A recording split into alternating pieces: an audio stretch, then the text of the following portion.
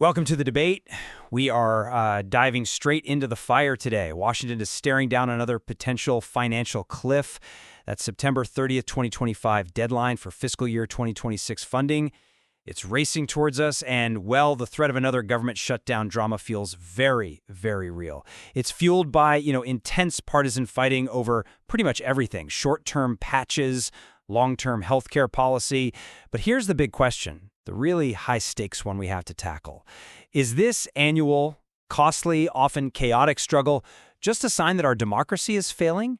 Or is it actually the essential constitutional mechanism that keeps the executive branch in check? For our KaiZen audience, you demand clarity here, right? So we're asking, does the really high cost and the sheer human misery caused by these funding fights outweigh the constitutional necessity of Congress using its power of the purse? My argument today is that this messy, sometimes painful, annual struggle is an indispensable constitutional tool for oversight. I have to take a fundamentally different view on this. Look, while the constitutional history is, sure, significant, I just cannot accept that the operational breakdown and the, frankly, overwhelming human costs, which always seem to crush the most vulnerable, our federal workers, our military families, are an acceptable price for political leverage. When the process itself causes this kind of catastrophic, avoidable harm, well, it stops being functional governance and just becomes unforgivable political theater. Okay, let's ground this in some history and the Constitution itself. My core claim really is that the annual appropriations process, even when it leads to a brief funding gap, it's a critical constitutional lever. This isn't some new political game. This idea goes back centuries. Think about the British Parliament using the power of the purse to control the king. The founders intentionally built this kind of tension into our system. So moving sharply away from time-limited funding, that would be deliberately weakening this crucial push and pull between Congress and the president. The system is designed for some friction. And what about the economics? The evidence actually shows resilience, not total disaster. Historically, shutdowns are temporary. The average is just over a week. And the critical fact, it really bears repeating, is that these funding gaps have never triggered a full-blown recession. The CBO, the Congressional Budget Office, when they analyze these things, they consistently find the macroeconomic impact is, quote, relatively modest. And crucially, it's recoverable. Take the longest shutdown, 2018-2019. Okay, it caused maybe a $3 billion dip in GDP that quarter, but growth tends to bounce back by a similar amount soon after. It suggests the delay, not destruction. Plus, let's not forget essential mandatory services, Social Security, Medicare, Medicaid, even the post office, they keep running because they're funded differently. Okay, but that argument, focusing purely on GDP rebound, it just completely misses where the pain actually lands. We're talking about microeconomic devastation for real families. I'm sorry, but the idea that some eventual economic recovery justifies this kind of human cruelty, I just don't buy it. Look at the 1.3 million active duty service members.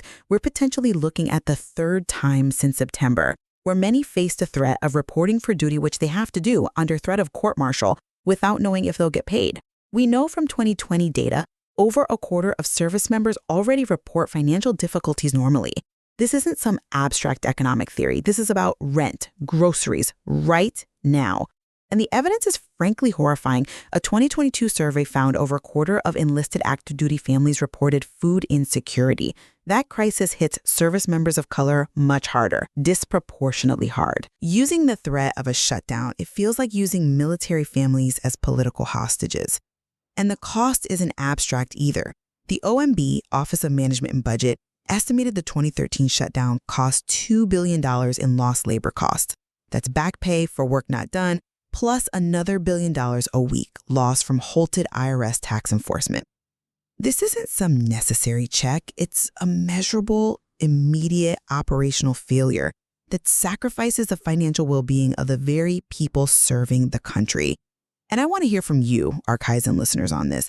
Have you or someone you know been directly impacted by shutdown threats? Pause right now, write 0 if you faced financial stress because of this, or 1 if you think the political outcome justified that risk. Share your story with the KaiZen community. Right. I see the immediate strain you're focusing on, and the personal cost is absolutely undeniable. But we do have to look at the structural stabilizers that are in place. Retroactive pay is guaranteed for furloughed workers, and that's not just, a nice gesture. It's a major mitigating factor for the economy. Unlike a real recession or some systemic shock, the government's guarantee means the payroll issue eventually corrects itself.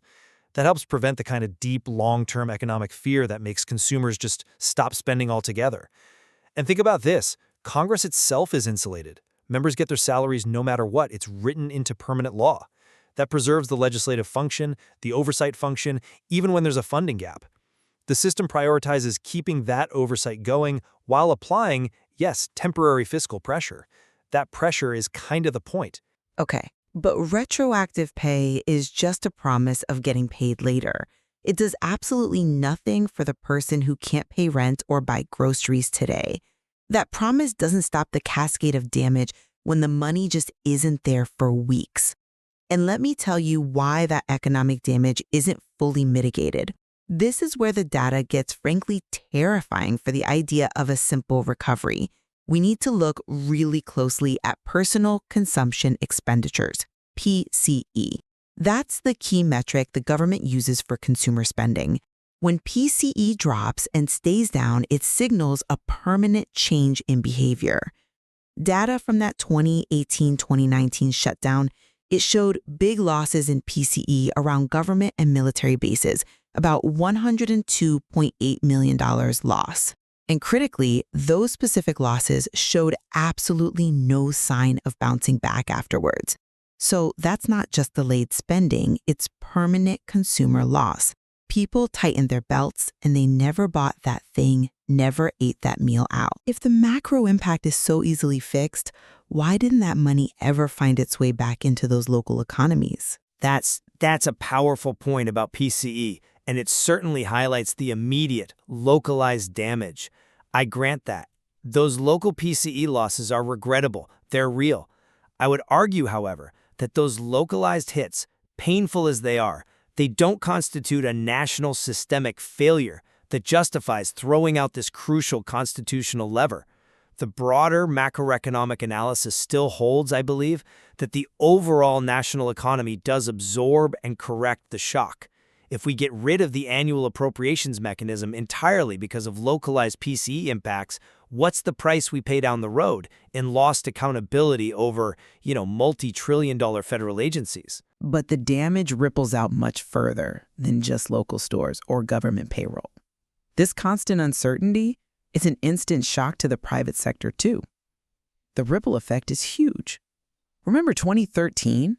Roughly 700 small businesses, the engine of our economy, right? They were applying for about $140 million in loans.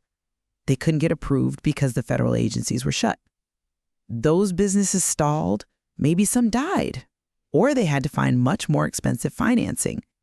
And government contractors, the people who actually build the roads and run the programs, over 10,000 stop work orders were issued. Think about that. These companies had to eat costs, idle facilities, overhead they couldn't bill for, and then they had to fight for equitable adjustments later. And crucially, experts consistently say this systemic uncertainty, this reliance on short-term fixes like continuing resolutions or CRs, it actively hurts federal agencies when they try to recruit top talent. Why would the best engineer or scientist choose government service if they know their paycheck might just vanish every few months? It leads to a kind of national brain drain caused entirely by this structural dysfunction. That's a compelling point about the recruitment challenge, absolutely. But let's circle back to the legal framework here, the necessary safeguards. The foundation is the Anti-Deficiency Act. Yes, it forces a shutdown if there's no appropriation, but it also has clear exceptions for activities needed to protect life and property. That's why essential functions, air traffic control, border security, emergency law enforcement, they continue. The framework does try to prioritize safety. And regarding the broader fiscal anxiety, we really need to distinguish between a shutdown and a true debt crisis. Fitch Ratings warned about a potential U.S. credit downgrade, yes, but that risk was tied to an extended failure to manage the debt ceiling or pass a budget over the long term. The accountability, I think, is rightly placed on lawmakers to reach an agreement. The chaos, arguably, forces them to actually do their jobs. See, that defense of the essential function category, that's where I really struggle with the logic. I'm just not convinced. That categorization feels political, often arbitrary, and it still results in critical failures. I mean, how can we call something essential if its funding depends entirely on which specific appropriations bill happens to fail? Take the Coast Guard in 2018-2019. They were affected because their budget is under Homeland Security, while the Navy, Army, Air Force under DoD were funded initially. But the Coast Guard was still doing missions in the Persian Gulf and the Caribbean, right alongside the Navy, just without pay.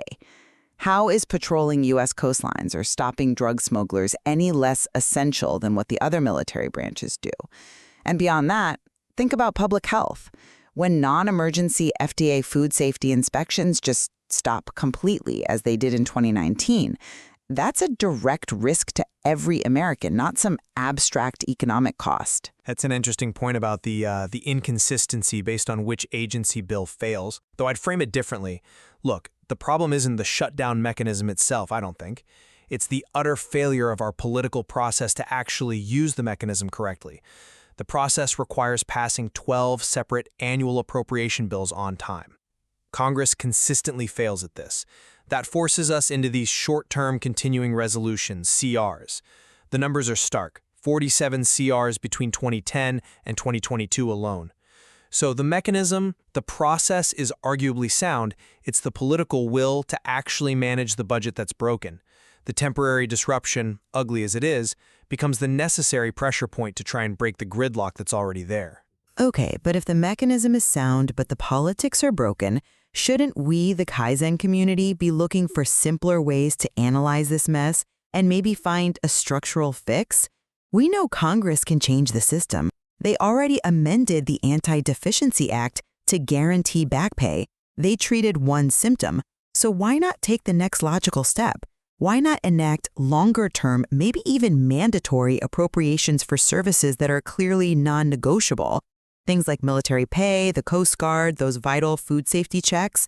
Or as was discussed back in 2013, why not pass funding bills piecemeal, fund the critical stuff first, ensure stability, then fight over the more ideological budget items?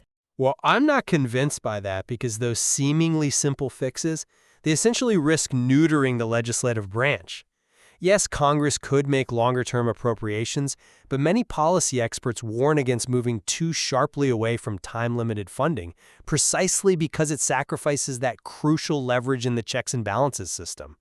If you permanently fund all the essentials, military pay, basic agency operations, Congress loses that immediate pressure point it needs to force the executive branch to negotiate on really high-stakes policies. Think border security, foreign aid, major healthcare changes. The pain of the shutdown, the market jitters, the public anger, that's what generates the political urgency to resolve these deep underlying disagreements. If you remove that pressure, you make it much easier for the executive branch to just operate indefinitely without robust congressional oversight. It's an ugly tool, yes, but it might be the strongest tool Congress actually has. You argue the leverage is necessary for oversight, but I have to counter. If using that leverage means deliberately inflicting financial pain and compromising public health, at what point does the cost of that ugly tool just become too high? The way we're doing it now feels like structural sabotage, not functional oversight. And that right there is the fundamental tension. It's baked into our governing documents. The accountability the Constitution demands versus the operational stability a modern country needs.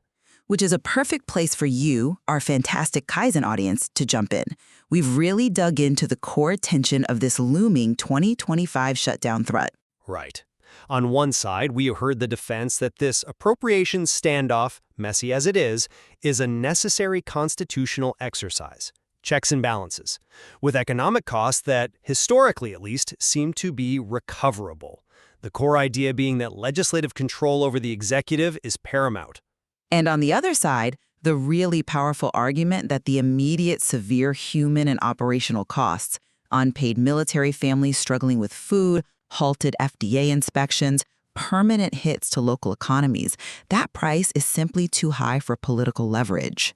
Understanding both of these strong, evidence-based arguments, drawing on history, data like PCE, that's the key to really mastering this complex story. Don't let the drama coming out of Washington leave you confused. We want you to be able to analyze this risk versus reward for yourself. Exactly. You, the KaiZen audience, you're now equipped to see this from multiple angles. So, we need your final, quick take. Should Congress prioritize operational certainty over political leverage? Or is that leverage absolutely vital for real oversight? We need you to interact right now. If you believe the immediate human and operational costs have to be avoided, maybe through structural change, type N in the comments. N for no more shutdowns.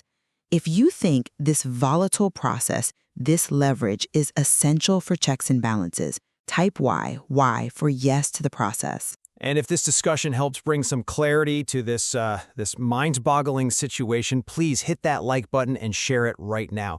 And seriously, if you have a personal story about how a past shutdown or even just a CRA affected you or your business, pause the recording and share that story with the KaiZen community right now. We want to hear it.